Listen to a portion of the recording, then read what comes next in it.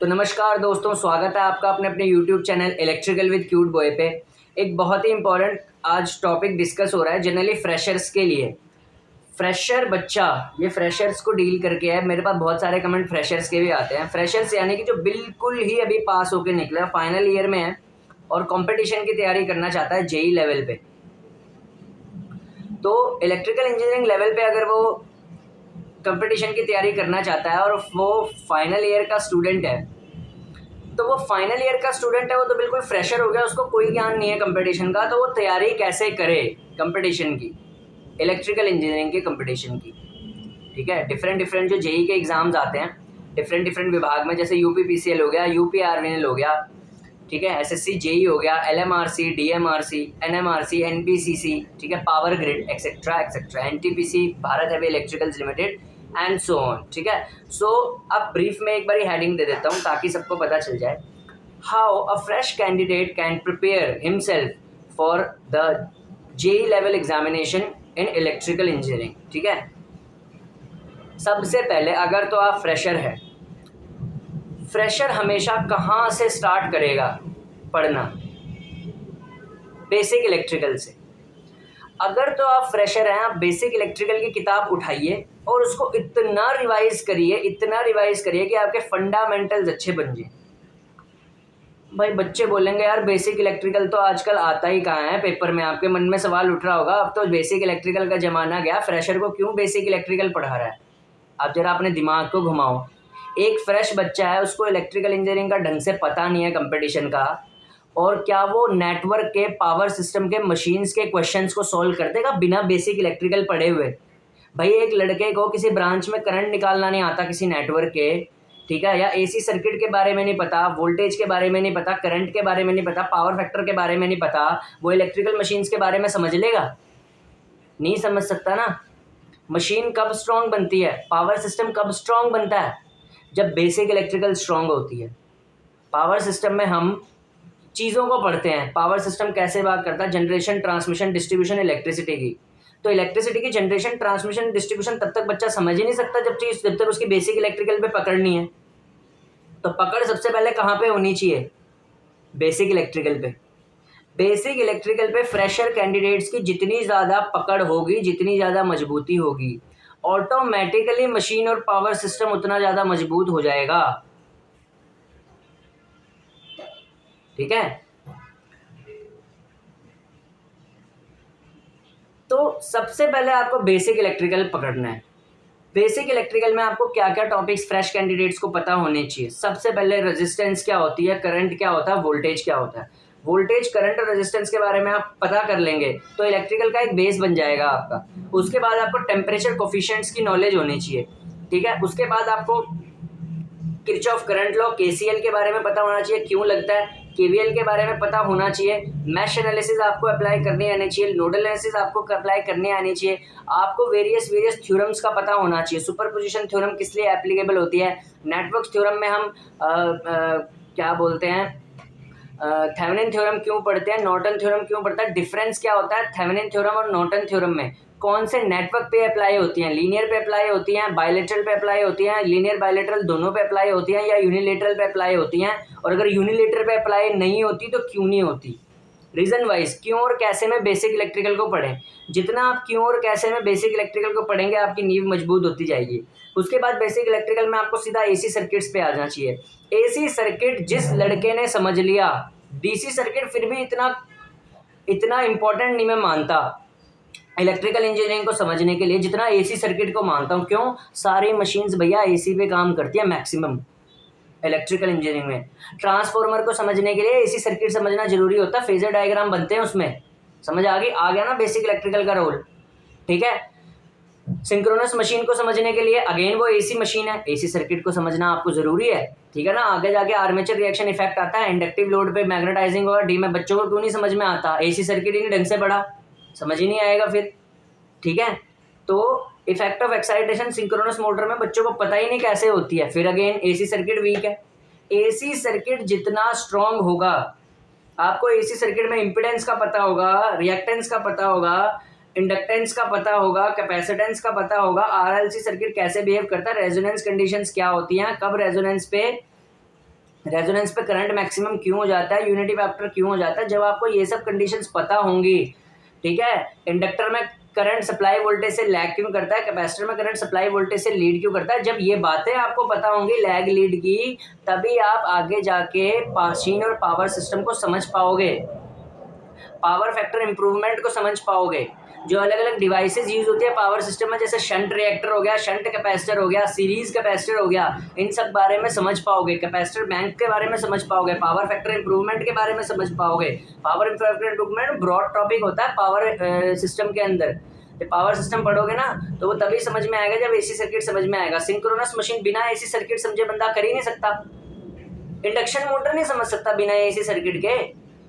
तो AC circuit आपको पढ़ना ही पढ़ना है बेसिक इलेक्ट्रिकल में। एसी सर्किट पढ़ेंगे खुद ब खुद मजबूत हो जाएगी मशीन। एसी सर्किट के बाद आपने बैटरीज को पढ़ना है। बैटरीज के बारे में आपको नॉलेज होनी चाहिए, ठीक है। बैटरीज पढ़ने के बाद आपने पढ़ना है थ्री फेज सिस्टम। भैया अगर किसी को बेसिक इलेक्ट्रिकल में थ्री फेज सिस्टम नहीं ना आता, उसको इलेक्ट्रिकल नहीं आता। ट्रांसमिशन में तो सारा का सारा थ्री फेज सिस्टम यूज होता है, डिस्ट्रीब्यूशन में भी तो यूज होता है। आ गया ना रोल बेसिक इलेक्ट्रिकल का, ठीक है। और इवन मैं जिसको अब इतनी नॉलेज हो गया इतने साल पढ़ पढ़ के, अभी भी मैं बेसिक इलेक्ट्रिकल को बार बार पढ़ता हूँ। क्यों पढ़ता हूँ मैं बेसिक इलेक्ट्रिकल बार बार? कभी भी फ्री टाइम होता है बेसिक इलेक्ट्रिकल पढ़ता हूँ। बंदे मेरे को बेवकूफ़ बोलते हैं। भैया बेसिक इलेक्ट्रिकल पढ़ने से ना आपके हमेशा कंसेप्ट फ्रेश रहते हैं, आप किसी चीज़ को भूलते नहीं है। अगर आप पावर सिस्टम में भी अटक जाते हैं ना, लेकिन आपने बेसिक इलेक्ट्रिकल रोज रोज पढ़ी हुई है, तो आप किसी न्यूमेरिकल में नहीं अटक सकते पावर सिस्टम के। पावर सिस्टम है क्या? बेसिक इलेक्ट्रिकल का ही तो एडवांस वर्जन है। ट्रांसमिशन लाइन को कैसे समझोगे? इंडक्टेंस, कैपेसिटेंस और रेजिस्टेंस समझोगे तभी तो समझ पाओगे ना। देखो एक बेसिक इलेक्ट्रिकल की मोटिवेशन से ही मैंने फ्रेशर के अंदर मोटिवेशन जगा दी। ये होता है मास्टर। अलग अलग थ्योरियां देते हैं लोग यूट्यूब पे, भैया ये पहले स्टार्ट करो, वो स्टार्ट करो, सिंक्रोनस मशीन पढ़ लो। एक मैंने देखा था कोई यूट्यूबर, वो बोल रहा फ्रेशर को अगर पढ़ाई करनी है ना तो पहले उसको सिंक्रोनस मशीन पढ़ाओ। भैया सिंक्रोनस मशीन कैसे समझेगा फ्रेशर बिना बेसिक इलेक्ट्रिकल के? एक समझदार टीचर हमेशा बोलेगा किसी फ्रेश को, अगर भैया तुझे कोई, मान लो मैं एग्जांपल ले रहा हूँ, मेरे को तो काफ़ी टाइम हो गया, बट जब मैं भी फ्रेशर था ना तो मैंने किसी की गाइडेंस नहीं ली थी कि कैसे करना है कैसे करना है, सब मैंने खुद किया। मेरे दिमाग ने बोला भैया तेरे को अगर सिंक्रोनस मशीन समझनी है तो पहले तेरे को क्या समझना पड़ेगा? बेसिक इलेक्ट्रिकल तो समझना पड़ेगा ना, तभी तो उसका नाम बेसिक इलेक्ट्रिकल रखा हुआ है। बेवकूफ़ तो नहीं है इलेक्ट्रिकल इंजीनियरिंग जिसने बनाई, फैराडे ने, सबने। पहले फैराडे ने भी तो बेसिक इलेक्ट्रिकल ही समझी ना, तब तो जाके उसने जनरेटर मोटर बनाए। तो बेसिक इलेक्ट्रिकल का ये इंपॉर्टेंट रोल होता है। थ्री फेज सिस्टम में आपको पता होना चाहिए स्टार कनेक्शन और डेल्टा कनेक्शन में क्या फर्क होता है। इंडक्शन मोटर पूरी की पूरी स्टार डेल्टा पे चलती है।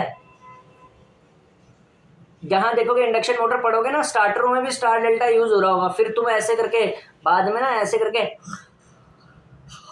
उबासियां लेके पढ़ते हो उस टॉपिक को, स्टार डेल्टा स्टार्टर को, जबकि उसमें कुछ भी नहीं है। जिसने बेसिक इलेक्ट्रिकल पढ़ी होगी ना खुद भी समझ लेगा उसको। तो यहाँ पे मैंने इंपॉर्टेंस समझाई है बेसिक इलेक्ट्रिकल की फ्रेशर के लिए। स्टार डेल्टा बोल रहा हूँ, स्टार डेल्टा कनेक्शंस को पढ़िए बेसिक इलेक्ट्रिकल में। वाट मीटर को पढ़िए। वाट मीटर कौन सा यूज होता है बैलेंस लोड बनाने के लिए? 2 वाट मीटर मेथड होता है। कौन सा वाट मीटर मेथड होता है? ठीक है, 1 watt metre, 2 watt metre, 3 watt metre method के बीच में आपको डिफरेंस पता होना चाहिए। थ्री फेज सिस्टम को अच्छी तरीके से पढ़िए। पावर का फॉर्मूला डेल्टा में, पावर का फॉर्मूला स्टार में, ठीक है। स्टार में लाइन करंट फेज करंट के कैसा होता है, डेल्टा में लाइन करंट फेज करंट के कितने टाइम्स होता है, ठीक है। फेज वोल्टेजेस के बीच का relations. So that are your basics. If you are a fresher, maintain basics of these particular things, like study three phase system very well, study AC systems very well, study DC circuits very well. Your base will be automatically created, and once your base will be created, your advanced subjects fundamentals also created from basic electrical.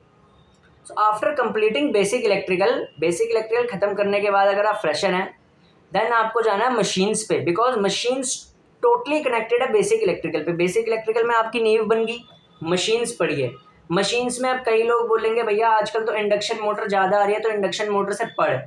Induction motor को पहले वो पढ़ सकता है जो काफ़ी साल से कंपटीशन में है, लेकिन फ्रेशर हमेशा सबसे पहले ट्रांसफॉर्मर पढ़ेगा, क्योंकि डायरेक्टली कनेक्टेड है एसी सर्किट से। एसी सर्किट आपको समझ में आ गया, ट्रांसफॉर्मर आपको खड़खड़ खड़खड़ से समझ आ जाएगा। ट्रांसफॉर्मर पढ़िए। ट्रांसफॉर्मर पढ़ने के बाद आप फिर 3 फेज इंडक्शन मोटर पढ़िए, ठीक है। 3 फेज इंडक्शन मोटर और ट्रांसफॉर्मर के सर्किटरी में इतनी सिमिलैरिटी है ना, जो टेस्ट ट्रांसफॉर्मर पे होते हैं ना उसी टाइप के टेस्ट इंडक्शन मोटर पे भी होते हैं, पर नाम बदल जाता है उनका, ठीक है। No load test induction motor में भी होता है, नो लोड टेस्ट हमारे पास ट्रांसफॉर्मर में भी होता है, जिसको ओपन सर्किट टेस्ट बोलते हैं। तो ट्रांसफॉर्मर और इंडक्शन मोटर की इतनी सिमिलैरिटी है कि ट्रांसफॉर्मर अगर कोई फ्रेशर पहले पढ़ेगा तो इंडक्शन मोटर को ऑटोमेटिकली समझ जाएगा। तो ट्रांसफॉर्मर पहले पढ़ना है, उसके बाद इंडक्शन मोटर पढ़ना है, इंडक्शन मोटर के बाद सिंक्रोनस मशीन पढ़नी है। बस सिंक्रोनस मशीन में क्या होता है फ़र्क इंडक्शन मशीन के मुकाबले, सिंक्रोनस मशीन डबली एक्साइटेड सिस्टम हो जाती है और सिंक्रोनस मशीन इंडक्शन मशीन एक सिंगली एक्साइटेड सिस्टम है। तो जिसने सिंगली एक्साइटेड सिस्टम को समझ लिया इंडक्शन मोटर को, उसको सिंक्रोनस मशीन को समझने में देर नहीं लगनी, ठीक है। परगच्चे उड़ा देगा वो सिंक्रोनस मशीन के, ठीक है। तो एक तैयारी का तरीका होता है। मैं तभी तो मैं आया क्यों यूट्यूब पे, क्या ज़रूरत थी मेरे जैसे बंदे की यूट्यूब पे आने की, कि यूट्यूब पे भैया टेक्निकल की कमी है। जिस दिन आपको ये बात समझ में आ जाएगी कि यूट्यूब पे टेक्निकल गाइडेंस की कमी अभी भी है, उस दिन आपका नज़रिया बदल जाएगा पढ़ने से रिलेटेड। भैया नॉन टेक में तो हज़ारों चैनल हैं, टेक्निकल में ज़्यादा ज़्यादा कितने चैनल हैं, थोड़े से तो चैनल है ना। ये टेक्निकल में बच्चे कम होते हैं और नॉन टेक में कंपटीशन ज़्यादा होता है। तो टेक्निकल में बच्चे कम होते हैं, चैनल भी कम है, ठीक है। और जो चैनल भी खुले हुए ना बहुत सारे, उनका कोई लेना देना नहीं होता आपसे, वो तो बिजनेस वाले चैनल हैं, उनको तो बस पैसे लेने हैं और ख़त्म काम। तो ये चक्कर होता है। मैं वाकई गाइडेंस देने आया हूँ और हमेशा फ्री गाइडेंस प्रोवाइड करूँगा, ये भी वादा करके जा रहा हूँ आपसे, ठीक है। कल को वही कई बच्चे बोलेंगे भाई ये तो तेरी स्ट्रैटेजी लग रही है, तेरे तो कल को 1000 या फिर 10,000 सब्सक्राइबर हो जाए फिर तू भी पेड पे आ जाएगा। आज से ही वादा करके जा रहा हूँ, कभी पेड नहीं। शिक्षा सबके लिए सेम होती है, एक समान होती है, ठीक है। उसमें पेड क्या और वो क्या, मैं करूँगा ही नहीं पेड, क्यों करूँगा मैं पेड, ठीक है ना। कोई पेड वीडियो नहीं होएगी, सबके लिए, सबके लिए, ठीक है। तो मेरे जैसे बंदे की एडवाइस सबके लिए इम्पोर्टेंट है, ठीक है। तो ये आप समझिए कि ट्रांसफॉर्मर पढ़ना है पहले मशीन में, फिर इंडक्शन मशीन, फिर सिंक्रोनस मशीन, फिर बाद में डीसी मशीन पढ़िए, ठीक है। फिर बाद में डीसी मशीन्स को पढ़िए। डीसी मशीन्स बहुत अच्छा टॉपिक है, ठीक है, इंटरेस्टिंग टॉपिक भी है, क्योंकि डीसी मशीन्स में जो कैरेक्टरिस्टिक्स होती हैं डीसी मशीन्स की, वहाँ से क्वेश्चन बनता ही बनता है हर एग्ज़ाम में, तो आपको पढ़ना है। जब आपकी मशीन्स कंप्लीट हो जाए देन आपको पावर सिस्टम पे आना है। फ्रेशर कैंडिडेट को पावर सिस्टम ऑटोमेटिकली आपको समझ में आ जाएगा अगर आपको मशीन्स और बेसिक इलेक्ट्रिकल समझ में आ गई, ठीक है। पावर सिस्टम में स्टार्टिंग में हम क्या पढ़ते हैं, अल्टरनेटर्स पढ़ते हैं, जनरेटर्स वगैरह पढ़ते हैं, ठीक है, कि इलेक्ट्रिसिटी कैसे जनरेट होती है थर्मल पावर प्लांट्स में, डीजल पावर प्लांट्स में, ठीक है। तो इन सबको आपने पढ़ना है। सबसे पहले आप जनरेशन पढ़िए, तरीका यही होता है इंटरेस्ट जगाने का। बच्चे करते हैं ट्रांसमिशन डिस्ट्रीब्यूशन पे डायरेक्टली चले जाएंगे, पावर सिस्टम पढ़ना भी नहीं आता, पावर सिस्टम पढ़ना भी नहीं आता बच्चों को। ट्रांसमिशन फ्रेशर बच्चा होगा ना, पहले ही ट्रांसमिशन और डिस्ट्रीब्यूशन पढ़ जाएगा, जनरेशन पढ़ने से पहले। भैया जब तेरे को यही नहीं पता इलेक्ट्रिसिटी जनरेट कैसे होती है, तो ट्रांसमिशन डिस्ट्रीब्यूशन को कैसे समझेगा ढंग से। पढ़ने का तरीका ही उल्टा है। आधा तो तुम्हारा तरीका उल्टा ना कोचिंग सेंटर वालों ने करा दिया है। कोचिंग सेंटर वाले बिजनेसमैन होते हैं, उनको तुम्हें ढंग का इंजीनियर नहीं बनाना, उनको बस तुम्हें है कि बस तुम्हारे को कैसे रटा रुटू के, ठीक है, तुक्के वुक्के मरवा के उनका तुम्हारा होता है सिलेक्शन करवाना। आगे जाके दिक्कत आएगी बहुत ज़्यादा अगर ऐसे करके बन भी गए इंजीनियर टूटे फूटे, ठीक है। अभी तुमने काम नहीं किया, कितना मुश्किल होता है। इलेक्ट्रिकल हिंदी वाले सर क्या बोल रहे थे, कितना मुश्किल है काम करना जब बंदा आ जाता है प्रैक्टिकली फील्ड पे, ठीक है। वहाँ जाके कुछ पता नहीं होता, फिर इंडस्ट्री में जाके क्यों, आपको तो कोचिंग सेंटर वालों ने जस्ट बस शॉर्टकट मेथड से आपको सिखा दिया, आपको वहाँ भेज दिया। वहाँ काम कैसे करोगे जब नॉलेज ही ढंग से पता ही नहीं होगी किसी चीज़ की। तो भैया किताबें भी पढ़नी ज़रूरी होती हैं, ये नहीं, चलो मैं कहता हूँ तुमने कोचिंग लिया तुम नोट से पढ़ो, नो डाउट, पर किताबें भी पढ़नी चाहिए यार। इन जनरल किताबें बहुत ब्रॉड नॉलेज देती हैं भाई किसी भी चीज़ की, ठीक है। तो बुक्स पढ़ने की भी आप हैबिट डालिए भाई, बुक से बड़ा गुरु कोई नहीं होता। टीचर को तो फिर 2 अक्षर आते होते हैं, किताब में तो 4, 5, 10 अक्षर लिखे होते हैं, एक चीज़ को और ब्रॉडली समझ सकते हो आप, ठीक है। तो ये बात भी जरा अपने जहन में बिठा लेना, ठीक है। तो सबसे पहले पावर सिस्टम पढ़ते वक्त अगर आप फ्रेशर कैंडिडेट है, आपने जनरेशन पढ़ना है सबसे पहले। जनरेशन पढ़ने के बाद जब आप सारे पावर प्लांट्स पढ़ देंगे ना, तो आपका इंटरेस्ट पैदा हो जाएगा कि बिजली कैसे बनती है। हाइड्रो इलेक्ट्रिक पावर प्लांट पढ़ना है, न्यूक्लियर पावर प्लांट पढ़ना है, डीजल पावर प्लांट पढ़ना है, थर्मल पावर प्लांट पढ़ना है, ठीक है। जब ये पावर प्लांट पढ़ लोगे फिर आपने ट्रांसमिशन और डिस्ट्रीब्यूशन में आना है। ट्रांसमिशन और डिस्ट्रीब्यूशन में आना, ठीक है, ट्रांसमिशन और डिस्ट्रीब्यूशन में आना है। फिर आपने जब ट्रांसमिशन और डिस्ट्रीब्यूशन आप पढ़ेंगे तो एक एक टॉपिक को ट्रांसमिशन और डिस्ट्रीब्यूशन को आपने बड़े दिल से पढ़ना है। अगर आप किसी कोर पावर कंपनी में काम करना चाहते हो, जैसे पावर ग्रिड हो गई, यूपी पीटीसीएल हो गया या यूपी पीसीएल हो गया, तो ट्रांसमिशन एंड डिस्ट्रीब्यूशन बिना पढ़े हुए आपका काम नहीं चलेगा। और अगर आपको आगे एग्जाम भी क्लियर करना है तो ट्रांसमिशन एंड डिस्ट्रीब्यूशन से अभी भी मैक्सिमम क्वेश्चन बनते हैं, नए टाइप के बनते हैं लेकिन बनते हैं, ठीक है। ट्रांसमिशन डिस्ट्रीब्यूशन के बिना इलेक्ट्रिकल इंजीनियर नहीं होता, कोर सब्जेक्ट होता है वो। तो ट्रांसमिशन एंड डिस्ट्रीब्यूशन में हर चीज़ अच्छी तरीके से पढ़ी है। ट्रांसमिशन लाइन एक एक आपको पढ़नी है, short transmission line, long transmission line, ठीक है, medium transmission line, stringing efficiency, sag, corona, ठीक है, स्किन इफेक्ट, बंडल कंडक्टर्स, ये सारे टॉपिक्स। एक होता है ट्रांसपोजिशन ऑफ लाइंस, वो सारा आपको पता होना चाहिए। इंडक्टेंस का फॉर्मूला पता होना चाहिए आपको ट्रांसमिशन लाइन का, ठीक है। कैपेसिटेंस का पता होना चाहिए, कैपेसिटेंस टू न्यूट्रल का फॉर्मूला आपको पता होना चाहिए, ठीक है। फिर उसके बाद अंडरग्राउंड केबल आपको पता होना चाहिए। डिस्ट्रीब्यूशन सेक्शन अंडरग्राउंड केबल्स में भी डील करता है। अंडरग्राउंड केबल की एक एक चीज़ पता होनी चाहिए आपको। आर्मरिंग क्या होती है, सर्वरिंग क्या होती है, ठीक है, कंडक्टर्स क्या होते हैं, हमारे पास लेड शीट का क्या रोल होता है, ठीक है, high tension cable, low tension cable, super tension cable, freshers को बोल रहा हूँ मैं, सब पता होना चाहिए। गैस प्रेशर केबल्स, ठीक है, लेइंग ऑफ अंडरग्राउंड केबल्स, ठीक है। जब आप ये सब पढ़ लें उसके बाद आपने डिस्ट्रीब्यूटर्स के बारे में आपको पता होना चाहिए, वो पढ़ना आपने। रेडियल डिस्ट्रीब्यूशन सिस्टम, फलाना डिस्ट्रीब्यूशन सिस्टम हो गया इंटरकनेक्टेड। जब आप इतना पढ़ लें, ट्रांसमिशन एंड डिस्ट्रीब्यूशन आप पढ़ लें, ट्रांसमिशन डिस्ट्रीब्यूशन के बाद आपको आना है स्विच गियर एंड प्रोटेक्शन पे। सर्किट ब्रेकर को अच्छी तरह पढ़िए स्विच गियर एंड प्रोटेक्शन पे, ठीक है। और रिलेज को आपने पढ़ना है, ठीक है। ट्रांसफार्मर की प्रोटेक्शंस आप स्कीम्स उसमें पढ़ाई जाती हैं, तो ये सब आपको अच्छी तरह पढ़ना है। आइसोलेटर्स के बारे में, ठीक है, अगर आप फ्रेशर हो तो स्विच गियर एंड प्रोटेक्शन पढ़ना है आप। फिर जब इतना आपका कंप्लीट हो जाए फिर मेजरमेंट्स पढ़िए। मेजरमेंट्स पढ़ने के बाद एस्टिमेशन एंड कॉस्टिंग पढ़िए। एस्टिमेशन एंड कॉस्टिंग पढ़ने के बाद यूटिलाइजेशन ऑफ इलेक्ट्रिकल एनर्जी पढ़िए। आपका काम हो जाएगा, एसएससी जेई तक आपका काम हो जाएगा, ठीक है। पावर ग्रिड के लिए आपका काम हो जाएगा, प्लस में पावर इलेक्ट्रॉनिक्स पढ़ दीजिए। तो मैंने क्या बताया फ्रेशर को कैसे तैयारी करनी है। सबसे पहले बेसिक इलेक्ट्रिकल पढ़नी है, उसके बाद उसने मशीन्स पढ़नी है, मशीन्स के बाद उसने पावर सिस्टम पढ़ना है, पावर सिस्टम के बाद मेजरमेंट्स पढ़ना है, मेजरमेंट्स के बाद एस्टिमेशन एंड कॉस्टिंग, फिर यूटिलाइजेशन ऑफ इलेक्ट्रिकल एनर्जी। अगर आप ऐसे पढ़ते हैं तो आप आराम से अपना बेस क्रिएट कर लेंगे थोड़े से ही टाइम पे, ठीक है। धन्यवाद।